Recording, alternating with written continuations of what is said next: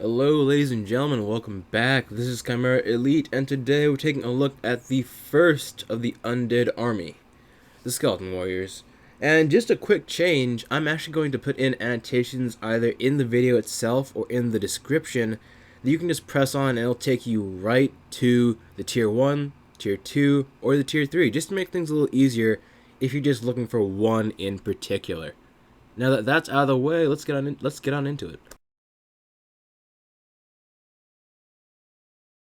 The Tier 1 Servile Warrior comes in at a very cheap 19 AP and 4 movement. He's decently tough and can hit things pretty well, and when he does connect, he actually hurts a decent amount. But obviously for 19 AP, you're not going to get much in the parry or dodge department, so it's a little bit of a trade-off. But he's 19 AP, so that trade-off is being able to stuff many more units than any other army that can actually do decent damage, rather than the lion armies whose cheapest actually damage dealing unit is 25. I think I can go back and check. Let's go in. Let's see what's up. All right, where are you? Where are you? Yeah, no, actually, the Tier 1 Swordsman costs 29 AP. And the cheapest Sparkling is 16. But the thing is that Sparkling Flash explodes. He's a literal suicide bomber. So you can't really put them on the same level. You can pay 19 AP for a 40 health warrior that can actually hit things and can stick around for the entire game, theoretically, if he doesn't get his ass handed to him by any other units who happen to be walking by. Now, as an undead, as just in general a part of the Ram army, you get two things, really, just two things that are in every single, for the most part, except for the gargoyles, every single undead unit. You get Living Dead, meaning that you are immune to conventional fear effects. The Chimera has an unconventional fear effect, which only affects the living dead. It's called Hyperion, and like I said, it only affects the living dead. So it's kind of annoying suddenly having your typically fear-immune undead army fleeing from the Chimera. It's a little bit jarring, but you kind of get used to it. And along with being immune to conventional fear effects, you also are immune to poison. Poison is not in the game yet, but who knows what they have planned for the future. You also get Fear 11, which it's pretty good. It's not great, but it's something. And unique to the Servile Warrior, you get Possessed. Now what Possessed does is it negates the effect of being wounded up to -3. So you essentially have to wait until you're on the cusp of dying to get any penalties. Actually, no, you don't get penalties at all, regardless. And that's fantastic. So, really, this guy is good to go up until the moment before death, and then it just only hits him, and at that point he's probably going to die anyway. But I really like the Tier 1. They're cheap, they're actually pretty damn useful. You don't really see it in this game, but I have actually had a Servile Warrior last the entire game and do some pretty damn good work in the process. So yeah, that's the Tier 1.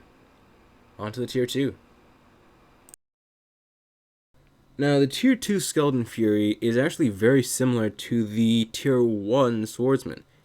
He costs 25 AP and has the same 4 movement as the Tier 1, but his accuracy and dodge have been improved at the expense of his damage. Now, that's not really what makes him different, obviously. That's just stat changes, and that's, well, important, not the biggest thing about him. Attributes-wise, he's the exact same Living Dead, Fear, Possessed. His Fear has been dropped by 1, making it Fear 10. But the biggest thing is Ferocious.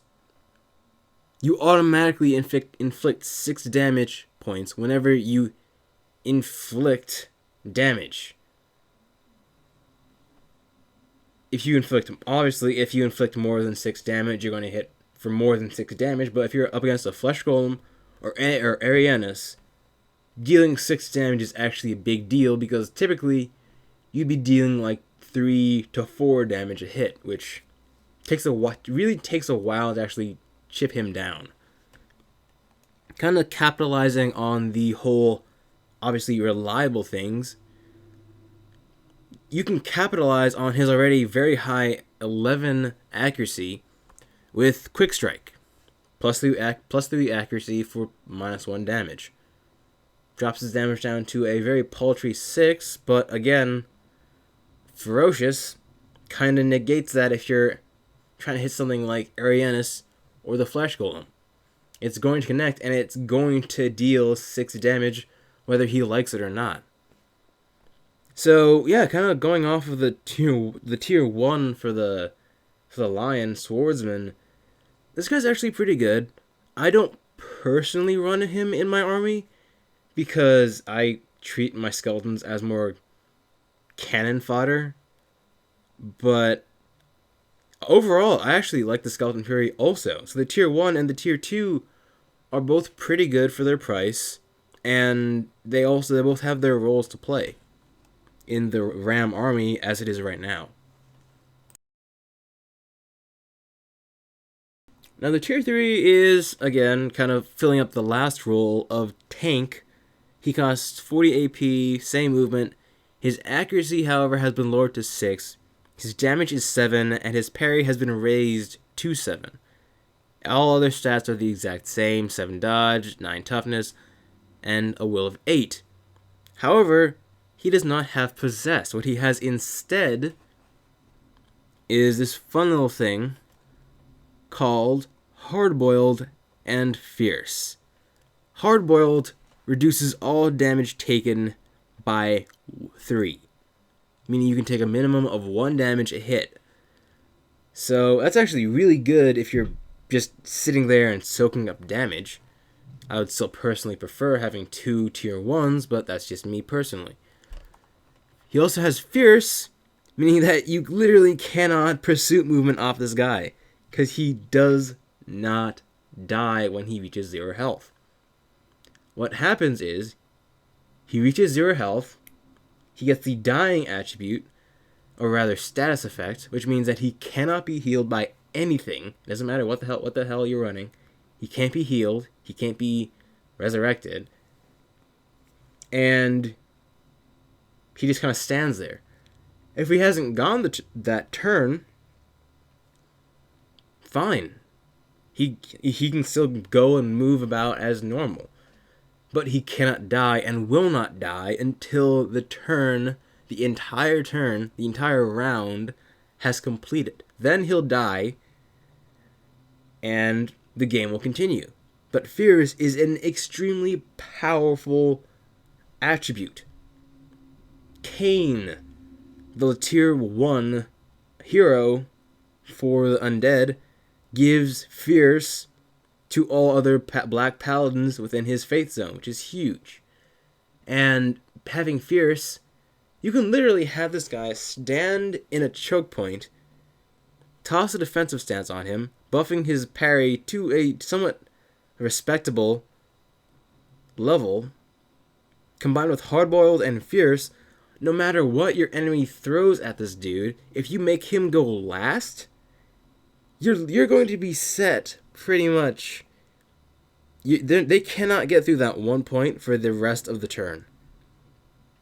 So, if you're playing extremely defensively, which I don't do, just because I don't like playing defensively, it's against my nature, considering I've played Wolfen for so long. But as a defensive unit, this guy is extremely good. Fierce, hardboiled, and just a good parry and toughness make him pretty damn formidable. And I actually forgot to mention his ability, Martyr. And you aim it at allied faithful, who immediately recovers 2 faith points. In return, the unit which casts Martyr suffers a damage roll of 6. Pretty good, actually. It's kind of like, what's it called? I can't believe I forgot this, but it's the same thing that the tier 1 Familiar Sparks does, Devotion. It's literally the same thing, just in faith form instead of magic. And I don't personally use it because I don't really need it, and because I don't run any Unbreakable Warriors. But it's all tiers of the Skeleton Warriors fill a role in the army. It's not necessarily a role that I use, but they can fill a role if you have a spot for them. And that's what I like to see in units. Variety that also corresponds to what people are actually needing in their armies. And that's why I like the skeletons so much. Each one has their own little place spot to fill. Although the tier 3 is a bit expensive, depending on how you use them, those 40 AP points could be put to very, very good use.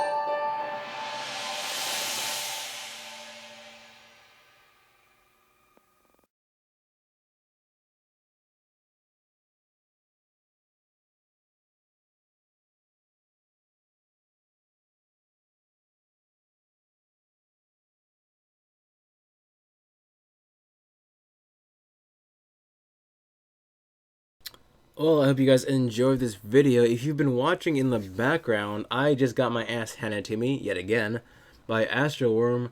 And it was a good match. It kind of highlighted to me what my new team comp can do and what I'm capable of. And it was an eye-opening experience, to say the least. He actually forgot his devotee of Azael. And instead he has the archer.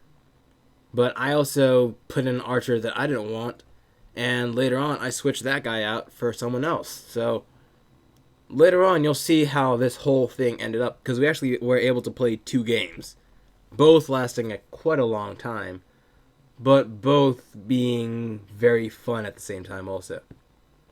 Next time I'm going to be looking at the Undead Bowman, and yeah, I'll see you guys around.